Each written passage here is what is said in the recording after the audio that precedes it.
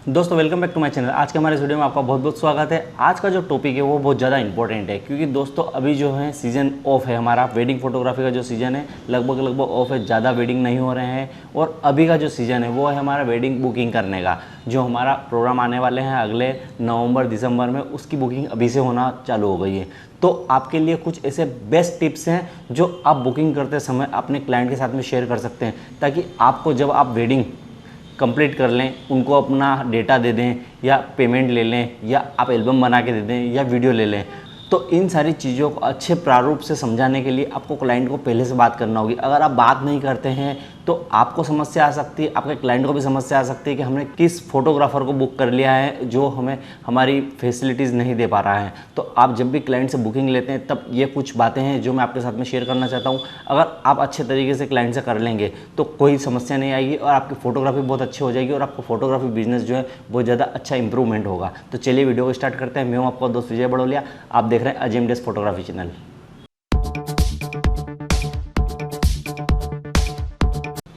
दोस्तों सबसे पहले मैं आपको ये बताना चाहता हूँ कि जब आप बुकिंग लेते हैं तो आप आपके क्लाइंट को पूछिए कि भैया आपका बजट कितना है और आप जो फोटोग्राफर हैं किस बजट में काम करते हैं। क्योंकि बहुत से फोटोग्राफर ऐसा होता है कि भैया बुकिंग दी है, वेडिंग है हमारी, तो आपने बुक कर लिया और लिख लिया, कोई टेंशन नहीं, आपने कुछ उसको प्राइस बताया ना, उसने आपसे कोई प्राइस पूछा और उसके बाद जब काम हो जाता है कंप्लीट तब फोटोग्राफर अपना प्राइस सामने रखता है कि भैया इतने का काम हुआ है आपके, तो वो क्लाइंट भी देने में असमर्थ होता है कि भैया इतना तो हमारा बजट ही नहीं था, आपने इतना काम कैसे कर दिया। तो इस चीज़ को आप पहले से डिस्कस कर लीजिए ताकि आपके क्लाइंट का बजट और आपका बजट मैच हो सके कि भैया हमें इतना पैसा देना है और फोटोग्राफी के नाम का इतना पैसा है। बाद में यदि कम ज़्यादा कुछ होता है तो वो आपके फ़ोटो की क्वांटिटी के अकॉर्डिंग कम ज़्यादा हो सकता है, आपकी वीडियो की क्वांटिटी बढ़ जाती है तो उसके अकॉर्डिंग थोड़ा ज़्यादा हो सकता है। लेकिन आप एक पहले से प्राइस को फिक्स करके रखें ताकि आपके क्लाइंट को पता रहे कि फोटोग्राफर को इतना पैसा देना है और हमने फोटोग्राफी के नाम का इतना पैसा अलग निकाला है। दोस्तों दूसरी टिप्स मैं आपको ये दूंगा कि आप जब फोटोग्राफी का जो भी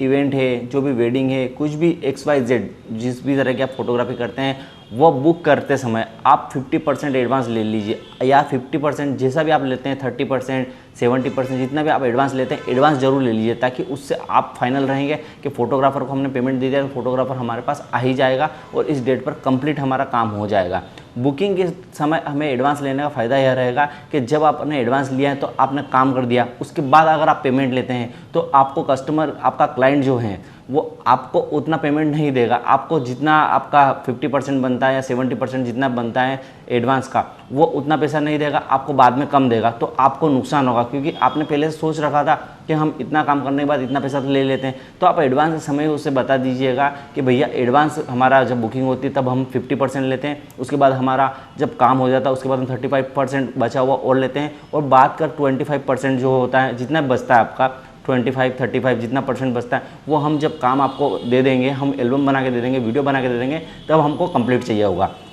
यदि आप ऐसा नहीं करते हैं तो आपकी वेडिंग होने के बाद आपको 50% मिलता है, उसके बाद आपका क्लाइंट आपको कहता है कि हमें वीडियो बना के दे दीजिए, एल्बम बना के दे दीजिए, तब हम पेमेंट करेंगे। तो आप वो बना के देते हैं, फिर लास्ट में जब आपका सारा काम खत्म हो जाता है उसके बाद भी आपका पेमेंट अटक जाता है और लास्ट में आपका अगर काम पूरा खत्म हो चुका है तो आपका पूरा पेमेंट हो जाना चाहिए। तो आपको एडवांस से ही स्टार्ट करना होगा, तभी आपका पेमेंट पूरा हो पाएगा कि आपने काम लिया, काम दिया। जहाँ तक हो सकता है ये दो डिवाइडेशन में ही होना चाहिए कि आपने एडवांस जब बुकिंग लिया है तब एडवांस 50% लिया और काम करके पूरा कंप्लीट दे दिया, तब 50% और साथ में हाथों हाथ ले लिया है। ये ज़्यादा सबसे अच्छी फैसिलिटीज़ होगी और आपके क्लाइंट के लिए भी और आपके लिए भी। इसके अलावा आप इसको अलग अलग डिवाइडेशन भी कर सकते हैं कि भैया 25% एडवांस के हमें चाहिए, हमें काम हो जाने के बाद 25% और चाहिए, काम को रेडी कर ले तब 25% और चाहिए, जब हम काम आपको हैंड ओवर कर दें तब हमें 25% और चाहिए। इस तरह से आपका 100% भी कंप्लीट हो सकता है। जैसा भी आपका क्लाइंट चाहता है उसे आप सारी कंडीशन उसी वक्त रख दीजिए सामने, ताकि उसको पेमेंट देने में और आपको पेमेंट लेने में इशू ना हो और आपका काम जल्दी से जल्दी कंप्लीट हो सके।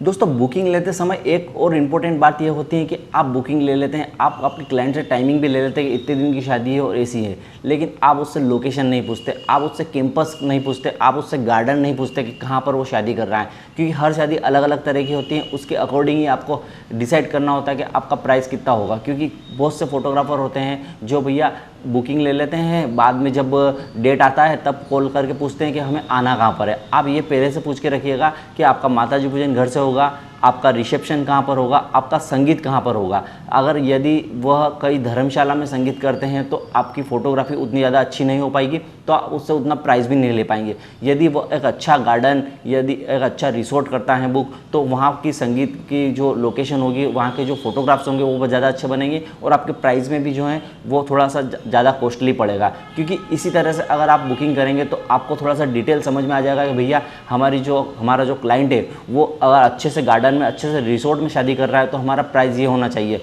और यदि हमारा क्लाइंट वो है धर्मशाला में, किसी नॉर्मल से कैंपस में या फिर बहुत छोटी जगह में काम कर रहा है, तो हमें फोटोग्राफी भी वैसी नहीं हो पाएगी, तो हमें एक्स्ट्रा कैमरों की ज़रूरत भी नहीं पड़ेगी, तो हमारी फोटोग्राफी का प्राइस ये होगा। क्योंकि अगर आप यदि रिसोर्ट में, बड़े कैंपस में अगर शादी करते हैं तो हमें डबल कैमरों की भी ज़रूरत पड़ सकती है कि भैया एंट्री पर भी हमें कैमरा लगाना है और हमें स्टेज पर भी एक कैमरा लगाना और पार्टी में भी एक कैमरा लगाना है। तो उसी के अकॉर्डिंग अगर आप बुकिंग करेंगे तो बहुत ज़्यादा बेहतर होगा और आपके फोटोग्राफी का पैसा आपको बराबर मिलेगा। लास्ट टाइम पर अगर आपको बताया जाता है कि हमने जो प्रोग्राम बुक किया है वो तो बहुत अच्छे गार्डन में है और वहाँ पर हमें एक कैमरे से हम काम ही नहीं कर पाएंगे, क्योंकि जहाँ गेट पर एक कैमरा लगाना है हमें और एक कैमरा हमें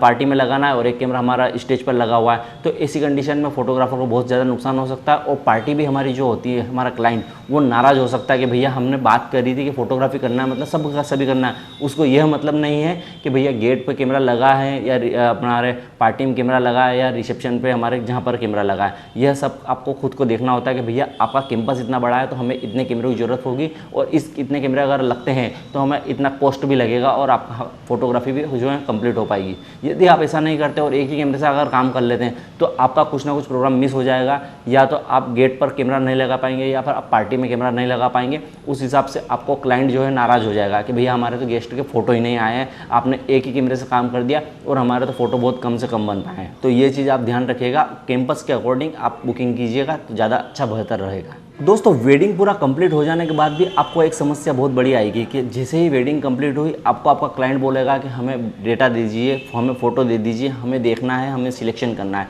तो ये बात का आप निश्चित पहले से कर लीजिएगा कि आप वेडिंग ख़त्म होते ही आपका रो डेटा जो है आप अपने क्लाइंट को देना चाहते हैं या नहीं देना चाहते हैं, या फिर उसको आप पहले से बता दीजिएगा कि आपको स्टूडियो पर आकर सिलेक्शन करना होगा। आपकी एल्बम बन जाने के बाद मैं आपको फ़ोटो दूंगा और आपको यह भी डिसाइड कर लेना है कि आपने जो सिलेक्शन किए हैं वही फ़ोटो मैं आपको दूंगा या आपको सारा मटेरियल, सारा रॉ मटेरियल दूंगा, ताकि उस हिसाब से आप उसको प्राइस बता सकें। भैया सारा मटेरियल अगर आप लेते हैं, सारा रॉ डेटा अगर आप लेते हैं तो आपको इस कॉस्ट में पड़ेगा और इसमें मैं आपको सारे ही डेटा दे दूंगा और वेडिंग खत्म होते ही मैं आपको पेन ड्राइव में कॉपी करके दे दूंगा। तो यह चीज़ें आप पहले से अगर डिसाइड कर लेंगे तो आपको आपके क्लाइंट के साथ में कुछ भी डिस्कशन करने की ज़रूरत नहीं पड़ेगी कि भैया जो डिस्कस था हमने पहले ही बुकिंग के टाइम समय कर लिया है कि हमें जैसे ही वेडिंग खत्म होगी हम आपको रॉ डेटा दे देंगे या हम फोटो सिलेक्शन करने के लिए आपको घर पे दे देंगे या आपको हम स्टूडियो बुलाएंगे। तो ऐसी समस्याओं के बारे में आपको पहले से डिसाइड कर लेना चाहिए जब आप बुकिंग लेते हैं, तो आपको बाद में समस्या नहीं आएगी। क्योंकि हर क्लाइंट चाहता है कि भाई वेडिंग खत्म होते ही हमारे फ़ोटो देख लें, हमारे फ़ोटो सिलेक्शन कर लें। एक दो जने नहीं होते हैं फैमिली में बहुत सारे मेंबर्स होते हैं तो उनको सबको दिखाने होते हैं फ़ोटो। इसलिए आपको क्या है कि ये बात जो है पहले से डिस्कस कर लेना चाहिए क्लाइंट से, ताकि समस्याओं का समाधान हो सके। दोस्तों, एक चीज़ इंपॉर्टेंट ये भी है कि जब आप बुकिंग करते हैं तो आप क्लाइंट से पूछते नहीं हैं कि भैया आपके फैमिली मेम्बर्स कितने, क्या हैं क्या नहीं है। तो आप इसका अंदाज़ा इनविटेशन कार्ड से लगा सकते हैं। उनसे आप पत्रिका, इनविटेशन कार्ड जो भी वो छपवाते हैं और आपको बताते हैं, तो उसके अकॉर्डिंग आप उसमें देख सकते हैं कि फैमिली मेम्बर्स कितने हैं और कितने हमारे फैमिली मेम्बर्स होने के अकॉर्डिंग हमें फ़ोटोग्राफी करना होगी और किस हिसाब से हम उससे बुकिंग करें। या तो आपकी किसी क्लाइंट की फैमिली बहुत छोटी होती है तो आप 300 से 400 फ़ोटो का उनको टारगेट देते हैं कि 300-400 फ़ोटो में आपकी वेडिंग हो जाएगी, जो कि पॉसिबल नहीं होती है। हम सब जब समझते हैं क्योंकि सिलेक्शन फ़ोटो होते हैं वो 300 या 400 निकल सकते हैं, लेकिन वेडिंग 300-400 फ़ोटो में कभी नहीं हो पाती है। और यदि फैमिली मेम्बर्स बड़े हैं, ज़्यादा है, फैमिली फैली हुई है और उनके सारे मेम्बर्स आने हैं और पत्रिका में जिनका नाम लिख रखा है वो सारे मेंबर्स का हमें फ़ोटो क्लिक करना है, तो हमें एक एल्बम का टारगेट नहीं देना चाहिए, उनको 2 एल्बम का टारगेट देना चाहिए और उन्हें बता देना चाहिए। यदि आप अगर इतनी बड़ी फैमिली है तो आपको 2 एल्बम तक की ज़रूरत पड़ सकेगी। यदि आप बनवाते हैं तो अच्छी बात है, तो आप उसी हिसाब से फ़ोटोग्राफी कीजिए। यदि आपका क्लाइंट बोल देता है नहीं हमें एक ही एल्बम में काम करना है, तो आप उतनी ही फ़ोटोग्राफी कीजिए, ताकि आपको बाद में पछताना ना पड़े कि हमने तो फ़ोटोग्राफी इतनी कर दी और आपने फ़ोटो हमें डिलीट करके इतने दे दिए। बाई चांस आपने फ़ोटो शादी में 2000 क्लिक कर दिए हैं और आपको कस्टमर जो है आपका क्लाइंट 300-400 फ़ोटो क्लिक सिलेक्शन करने के बाद देता है, तो आपको बहुत ज़्यादा पछताना होगा कि भैया हमने फ़ोटो इतने क्लिक करे ही क्यों। यदि इनको बनवाने ही 300-400 थे तो हम 700-800 फ़ोटो की क्लिक कर देते तो काफ़ी होता कि 2 में से 1 फ़ोटो सिलेक्शन हो जाता। इन्होंने तो 5 फ़ोटो में से 1 फ़ोटो सिलेक्शन करके दिया। तो ऐसी कंडीशन में आपको क्लाइंट से पहले डिस्कस कर लेना चाहिए कि आपका इन्वेस्टमेंट कितना है, आपको आपकी फैमिली बड़ी है तो आपको 2 एल्बम लगेगा या एक ही एल्बम में आपको काम कर देना है। तो उस हिसाब से आप फोटोग्राफी कीजिए ताकि आपका कैमरे का जो है शटर भी बचे और आपके कैमरे की जो है वैल्यू भी बढ़े और लॉन्ग टाइम तक आपको काम में दे। तो दोस्तों इसी तरह से आप अगर फोटोग्राफी के बिजनेस को रूल को अप्लाई करेंगे तो आपको फोटोग्राफी में कोई समस्या नहीं आएगी, आपके क्लाइंट को भी कोई समस्या नहीं आएगी कि हमारे फोटोग्राफर ने हमको पहले ही सचेत कर दिया था, पहले ही बता दिया था कि उसकी टर्म एंड कंडीशन क्या है, तो उस हिसाब से ही हमें फ़ोटो और वीडियो मिल सकते हैं या हम उसी हिसाब से पेमेंट दे सकते हैं, तो ज़्यादा अच्छा रहेगा। या तो आप बुकिंग ही ना करें अगर आपका क्लाइंट इन बातों को अप्लाई नहीं करता है,